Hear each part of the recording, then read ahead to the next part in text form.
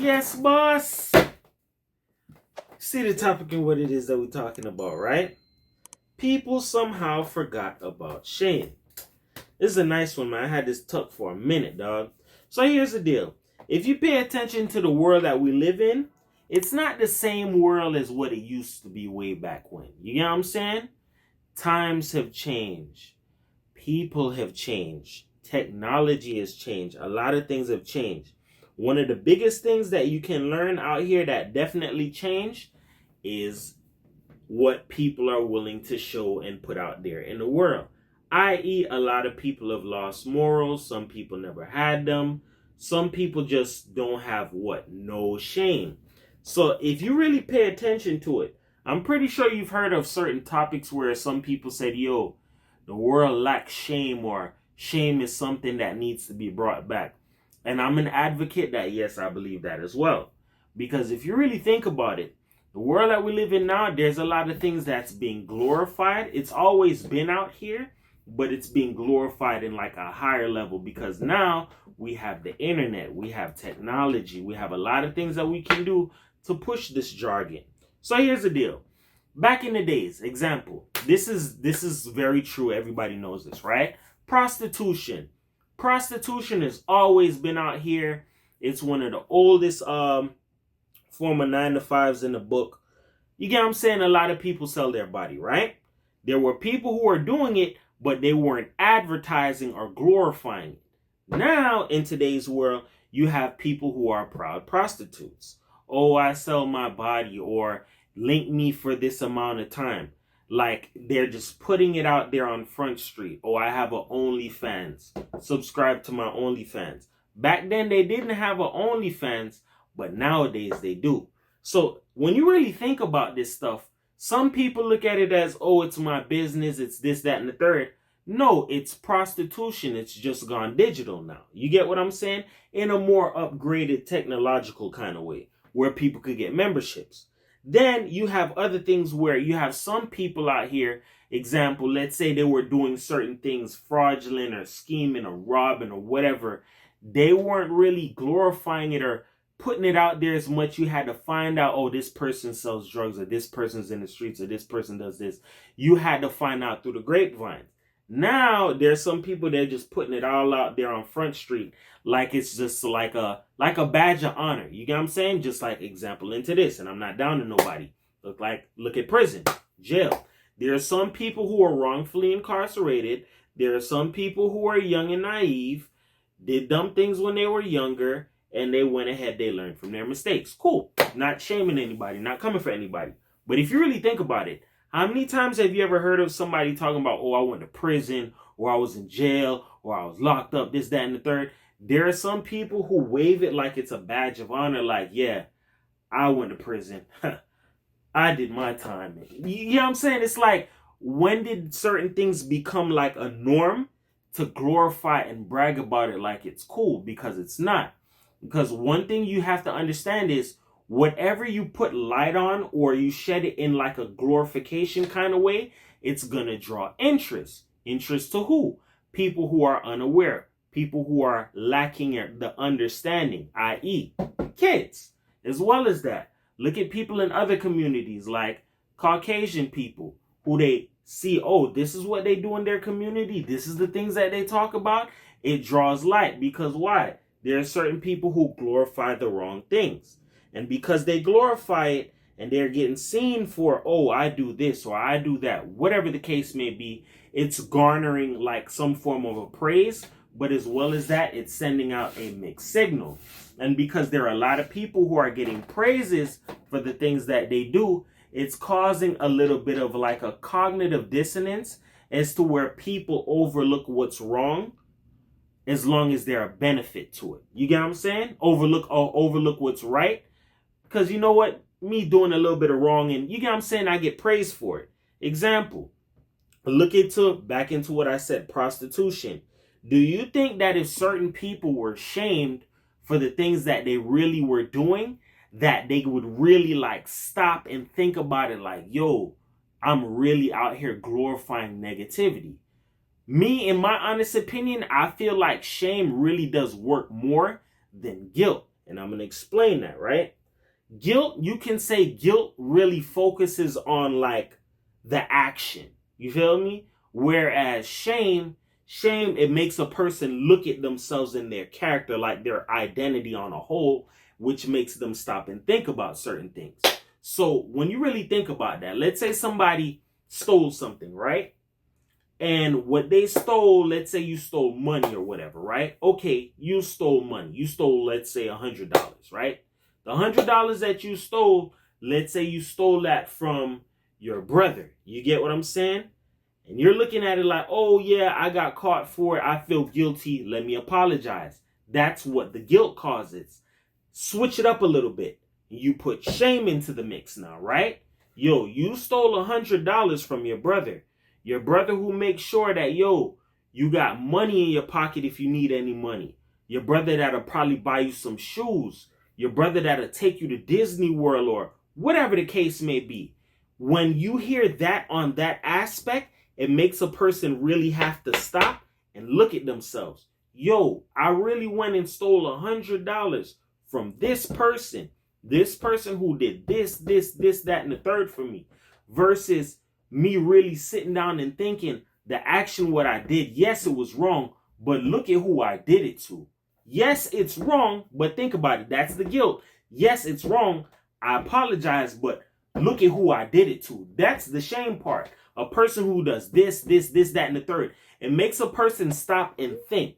Because you got to remember, there are some people, they're screwed mentally. So sometimes when they think, yo, my way is the best way, or me doing something in a foul and grimy way, it's completely justified. When you put shame into the action, oh boy, it makes a person have to stop and think and look at themselves. And mind you, as I stated, if you listen to me, there are some people, they cannot look at themselves in the mirror because they know the grimy things that they've done. Example, as I stated before, my mom, not going to go into it for too long.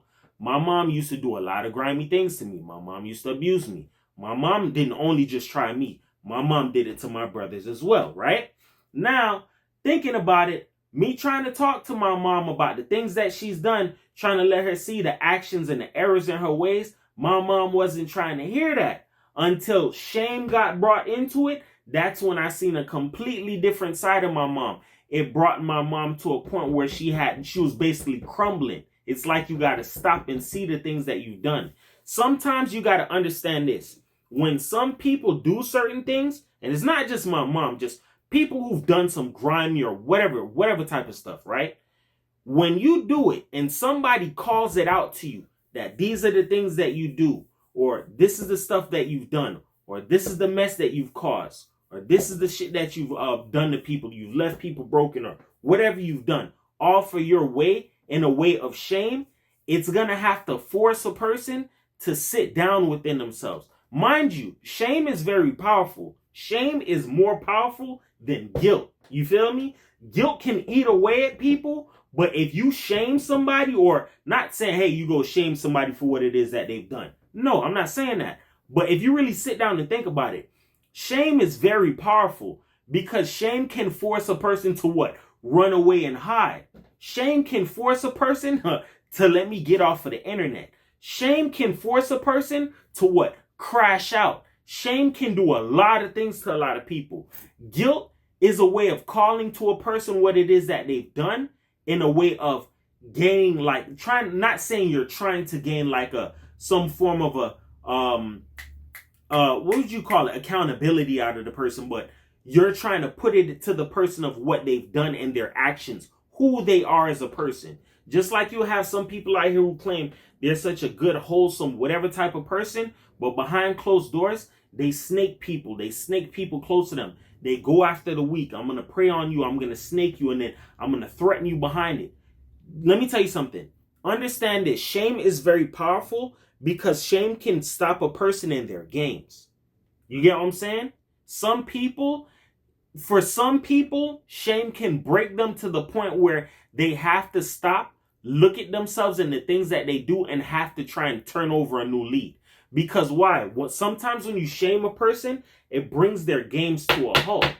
You can't do that no more. Yo, you're known for playing up underneath these people and this piece. once you put it to a person, you bring it to them, or you shame a person for what it is that they do, it forces a person to what? Change. Some people don't want to change. Some people are going to change when it's necessary. And that's how some people get forced into change. By what? Shaming them, right? So let's look into something a little bit different, right? Looking at behaviors, right? Some people's behaviors, they don't have upbringing. Let's just start there. Some people don't have any upbringing. You don't have no brought up, see, or upbringing. You weren't raised properly, whatever. Then there are some people who picked up the habits that they've learned. Some people, it's become a second nature. Some people, they just do grimy things, and it's like, wow, I did that? Because why? They're caught up in doing it. They've been doing it for X amount of years or X amount of time. It's become programmed that sometimes some people don't even know, or they're not even aware to the errors of their ways, so they just continue with that. You get what I'm saying? Understand this. Yes, you have to give people some form of leniency, as some people are raised different, but at the same time, it doesn't make it right for people to do the things it is that they do. Hence me saying what I said. Shame is something that needs to be brought back in the world. And I know I'm not the only person that feels that way, right? Lastly, into shame, right? When you shame a person, not only do you break a person, not only do you force a person to have to look into themselves, but it also has to make a person recant on a lot of the things that they've done that they probably overlooked. That's how people start to sit down within themselves and really sit and think. Yo, if I did this to you and you called it out to me, because mind you, there are some people who are oblivious to the things that they do. Then there are some people who are aware. They like to turn off their mind and go on with the foolishness. When people sit down and they see, yo, the things that they've done, or maybe it caused a domino effect. This person isn't rocking with me. I don't really have friends no more, or I'm more so isolated. That's going to force a person to have to go within and understand the things that they've done. And then sometimes if a person has done that to somebody and they've had it done to them afterwards, of like a moment of like self-reflection or like a self-realization moment, that's going to have to force that person to really sit down and do like some soul searching. And there are some people who are afraid to do these things. Because why? They're afraid to look at themselves in the mirror because they know the things that they've done to other people. And just to understand this, right, and put it out there, right? This is what life and society and people's choices have done to them. Like, put it like this. I'm not going to blame it on society. We all have choices. You have a choice if you want to do bad. You have a choice if you want to do good. You have a choice if you want to go to work. You have a choice if you want to go rob. You have a choice if you want to help people. You have a choice if you want to go hurt people. Everything is about choices in life. Yes, society can influence certain choices, but at the same time, don't turn your mind off to do something that's shameful or deemed shame by a lot of people, especially if not a lot of people are watching you do that. You get what I'm saying? Just imagine if a lot of people seeing you, oh, you robbed this person, or you stole from this person who's weak, or this person who's innocent, or you lied on these people. For what? Something small or something that never really mattered? That's something where people got to get shamed for that. But guess what? In the world that we live in, a lot of people, they don't do that. They overlook it. They overlook it. Because why? It's common now. It's an evil world, yeah, but that doesn't mean that we can't come together and look at certain things that aren't right and put value on the things that are right. Because as well as that, you have the younger generation watching. You have kids out here who look at, deem certain people as their idols, celebrities. They worship them for the things that they do, and they don't understand the detriment of what it's causing. Learning and following behind certain people who set bad examples. Look at the influencers we have in the world today. That should let you know what it is that I'm talking about. You know what I'm saying? With that being said, remember this. Words can help you. They can hurt you. But here on my channel, I use them to uplift you because everybody's a champion. Nobody's a loser, man. 440 for the world, man. Just understand this. Nobody's perfect. I'm not perfect. But at the same time, there's little things that we can do to help make the world a better place. I feel like shame is one of those things that needs to be restored to help people understand and see themselves for who they are, what the standard should be. You get what I'm saying? 440 for the world, man. Peace.